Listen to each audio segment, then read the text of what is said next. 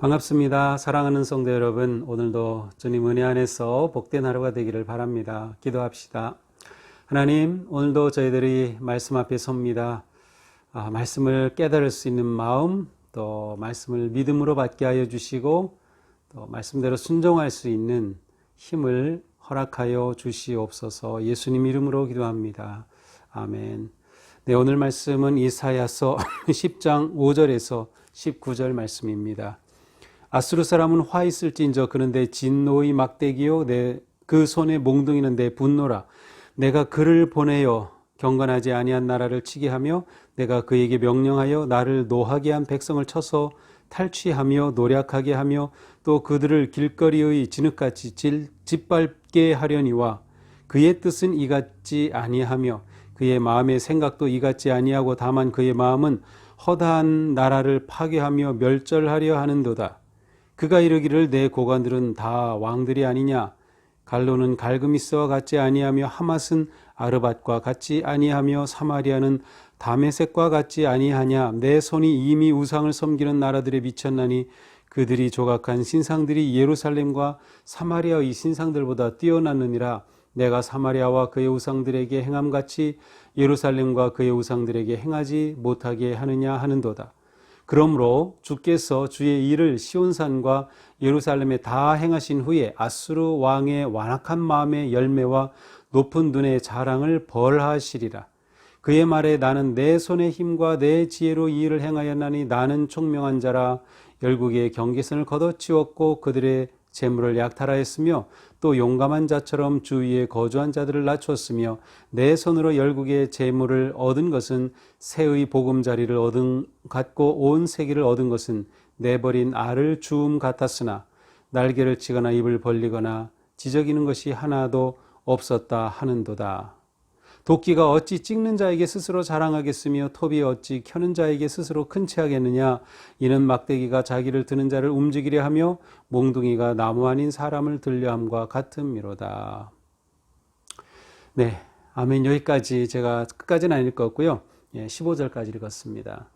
네, 오늘 말씀은 전적으로 아수르에 대한 하나님의 심판의 메시지입니다. 아수르에 대한 하나님의 화의 선포입니다. 5절 이렇게 시작되죠. 아수르 사람은 화 있을진저. 이제 아수르는 사실 하나님께서 다른 나라를 또 특별히 북이스라엘을 심판하시기 위해 들어 사용하신 강한 나라였습니다. 그래서 5절에 아수르 사람은 화 있을진저 그는 내 진노의 막대기 내 그 손에 몽둥이는 내 분노라. 그래서 마치 하나님께서 진노하셔서 막대기로 심판하실 때에 그 막대기 역할을 하기 위해 아수르를 택하신 것이죠. 그런데 하나님은 이렇게 심판의 도구로 사용하신 아수르를 이번에는 직접 아수르를 향해 화를 선포하십니다. 왜 아수르에 대해서 화를 선포하실까요? 자, 하나님께서는 6절에 보니까 그 아수르 그를 보내어 경건하지 아니한 나라를 치게 하셨어요. 그런데 7절에 보니까 그의 뜻은 이같지 아니하며 여기서 그는 이제 아수르를 말합니다. 아수르의 생각은 그와 같지 아니에요. 하나님의 뜻과 달랐다는 거예요. 그래서 하나님이 자신을 도구로 사용하실 분이라는 것을 잊어버리고 자기의 욕심과 자기 뜻대로 하였어요. 그래서 그의 마음은 허다한 나라를 파괴하며 멸절하려는 듯 그냥 다른 나라를 징벌하고 침략하고 파괴하는 그것 자체를 자신들이 즐기고 그것이 자신들이 대단한 힘이 있어서 그렇게 되는 것처럼 자랑하기 시작합니다. 8절 9절도 다 같은 내용이죠. 갈로는 갈그미스와 같지 아니하냐. 갈로라고 하는 것은 이제 북쪽 아람의 아주 요새지이고 무역 요충지였어요. 그런데 이 갈로는 갈그미스와 같게 될 것이다. 갈그미스는 717년에 아수르가 침략하여 정복했습니다. 근데 갈로도 이처럼 될 거다. 실제로 갈로는 한 20년쯤 후에 이제 아수르가 정복을 하죠. 하맛은 아르밧과 같지 아니하냐? 아르밧은 720년에 멸망하죠. 하맛이 대적하였지만 아수르에 멸망합니다. 또 사마리아는 다메섹과 같지 아니하냐? 그래서 다메섹은 732년에 멸망했어요. 그런데 사마리아 북이스라엘은 이렇게 될 거다라고 막 자랑하고 떠올리는 아수르의 모습입니다. 실제로 사마리아는 약 한 10년 후에 또 아수르에 멸망합니다. 더 나아가서 내 손이 이미 우상을 섬기는 나라들에 미쳤나니 그들의 조각한 신상들이 예루살렘과 사마리아의 신상들보다 뛰어났느니라. 자, 내 손이, 여기서 내 손은 하나님의 손이 아니고 아수르가 하는 말입니다. 내 손이 이렇게 여러 나라들에게 미쳐가지고 이제는 예루살렘까지도, 사마리아도 점령하고 북이스라엘도 점령하고 남유다 예루살렘까지도 이제 점령하면서 내 신이 뛰어났다라고 이렇게 자랑을 합니다. 자, 옛날에는 한 나라 혹은 한 성읍마다 그들의 일종의 수호신이 있다고 믿었습니다. 따라서 어느 나라가 어느 나라를 싸워 이겼다는 것은 자기들의 신이 그 다른 나라의 신보다 강하다는 뜻이었습니다. 그러므로 이 아수르가 이렇게 여러 나라를 정복하면서 다른 나라들의 신상들은 우리보다 약하다. 우리의 신이 더 강한 신이다라고 이렇게 말하는 것이었습니다. 사실 이렇게 본다고 하면 이게 말이 됩니까? 왜냐하면 하나님은 북이스라엘의 하나님이시고 남유다의 하나님이신데 아수르는 자기들의 신이 사실은 하나님보다 강하다고 말하는 셈이죠. 자, 그러므로 그들이 이렇게 교만에 빠졌으므로 주님께서 주의 일을 시온산과 예루살렘에 다 행하신 후에 아수르 왕의 완악한 마음에 열매와 높은 운의 자랑을 벌하시겠다.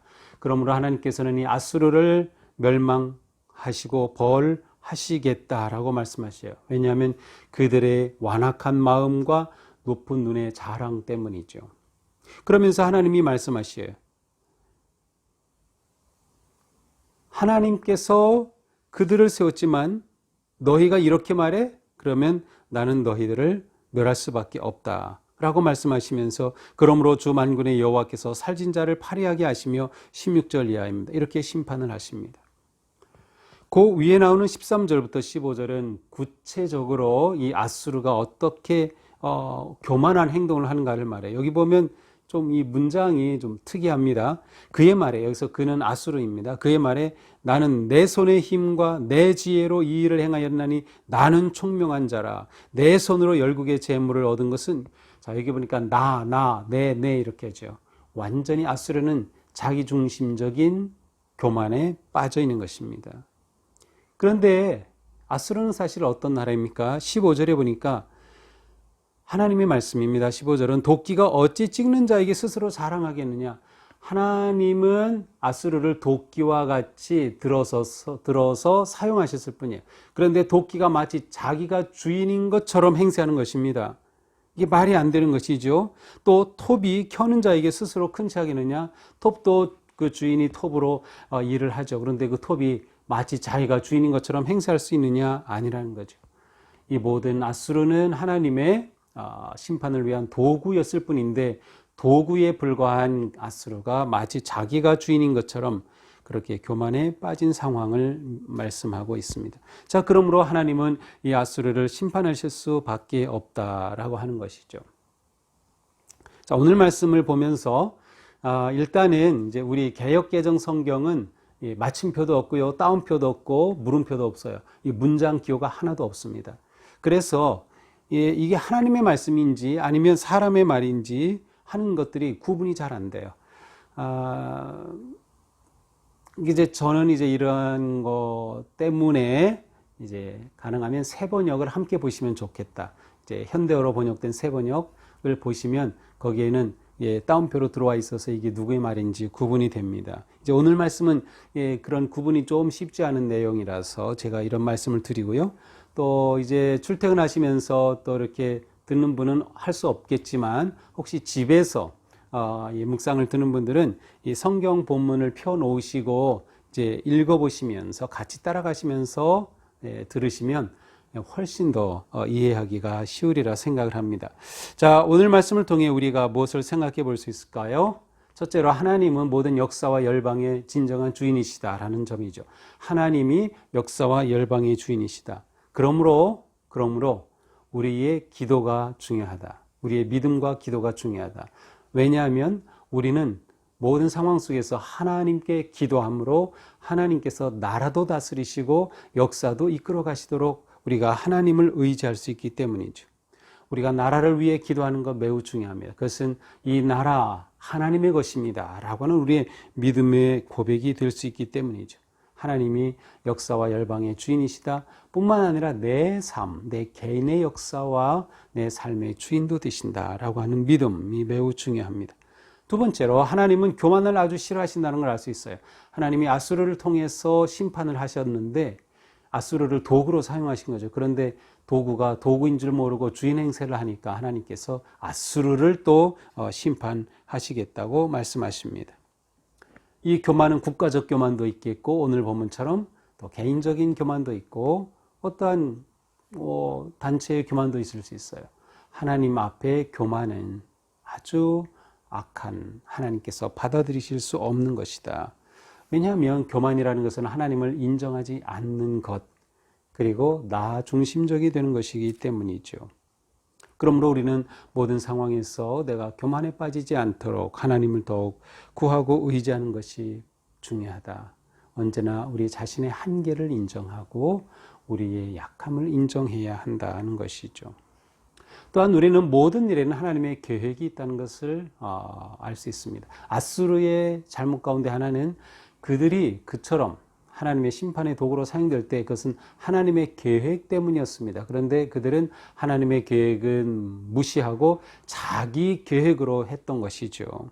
그래서 7절에 그의 뜻은 이같지 아니하며 하나님의 뜻과 같지 않았어요. 이것이 우리가 살아갈 때도 아주 중요하죠. 우리를 향한 하나님의 뜻이 있음에도 불구하고 우리가 내 뜻, 내 고집으로 살아간다면 하나님의 뜻과 무관한 인생이 된다. 하나님의 뜻과 무관하게 된다는 것은 내 인생이 승리하는 인생으로 갈 수 없다라고 하는 의미이기도 합니다. 오늘 우리는 하나님께서 모든 것을 결정하시며 주장하시는 이 모습을 보면서 현재 우리가 당하고 있는 어려움과 역경 속에서 더욱 하나님을 의지해야겠다. 그리고 하나님께서 정말 다스려 주셔서 우리의 이런 역경과 고난을 물리쳐 주시고 또 우리가 넉넉히 이길 힘 주시기를 더욱 구하며 주님을 의지해야 하겠습니다. 오늘도 우리가 하나님을 바라보고 하나님의 뜻을 생각하면서 거룩하게 믿음의 길 순종하며 나아갈 수 있기를 바랍니다. 기도합시다. 하나님, 오늘 말씀은 아수르를 향한 하나님의 심판과 화해의 선포의 말씀이었습니다. 하나님이 아수르를 사용하여 도구로 쓰셨지만 그들은 그들이 도구인 것을 알지 못하고 마치 주인인 것처럼 행세하였습니다. 하나님, 저희들은 오직 하나님의 자녀이며 하나님께서 일하시는 사역과 은혜의 도구일 뿐임을 기억하게 하여 주시고 우리의 모든 것이 아버지 하나님께 달려 있음을 저희들이 믿고 고백하고 그러기에 더욱 주님 의지하게 도와주시옵소서. 코로나19로 너무도 힘든 상황이 계속되고 있습니다. 또 경제적으로도 많은 타격이 있고 어려움 가운데 직면하고 있는데 하나님, 이 모든 상황 속에서 정말 하나님께서 다스려 주시고 이 역사의 길을 생명의 길로 복의 길로 인도하여 주시옵소서. 더욱 주님 의지합니다. 오늘도 주님 은혜 안에 승리하게 하여 주옵소서. 예수님 이름으로 기도합니다. 아멘. 네, 오늘도 주님의 은혜로 우리가 믿음으로 승리하는 그런 하루가 되기를 바랍니다. 사랑합니다. 축복합니다.